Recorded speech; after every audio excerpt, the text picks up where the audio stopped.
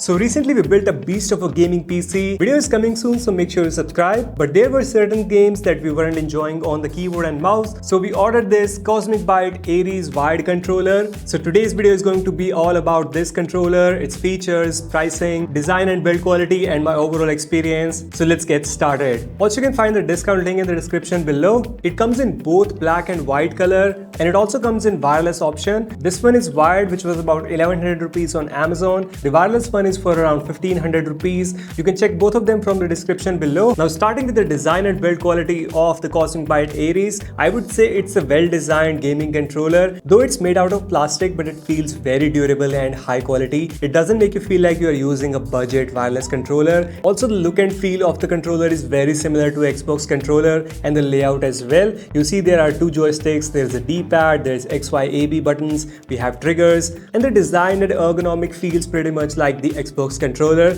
and that's a huge plus for me. I really like it. Rest, you also get a wired connection, and the cable is very long. You can easily plug it into your computer or a laptop even if the port is too far from you. Rest, the texture on the joystick is good. It's rubberized, so you get very good grip on the joysticks. Interestingly, you also get some RGB lights. We have this V light, and we have light behind XYAB buttons as well as the Cosmic Byte. And if you don't like it, you can even turn this V light and the buttons light off by pressing X and back. So this will turn off these lights, and if you press the A and back, it will turn off the V light. But we have paid money for this, so I'm going to turn it back on. Now, talking about the compatibility of the Aries controller, this is compatible with pretty much everything. You can directly plug it into your PC. You don't need any software, it's just plug and play, and it also works on Android device. As you can see, for the sake of this video, I've connected this with my Samsung Z Fold 6 and it's working fine, even the functions. Rest, you can connect it with PS3, but PS4 and 5 is not supported. I think it's reasonable for the price point. Now, talking about some of the features, that includes shortcuts, which is very helpful on this controller. So first of all, you can switch the D-pad and the joystick. In certain games, if you want to use the D-pad as the joystick, then you can do so. You can just switch them between, like in the controller, not physically. Next, you might have noticed these auto and turbo buttons. So these are shortcuts as well. Like for example, if you want to press a key repeatedly, what you can do is you can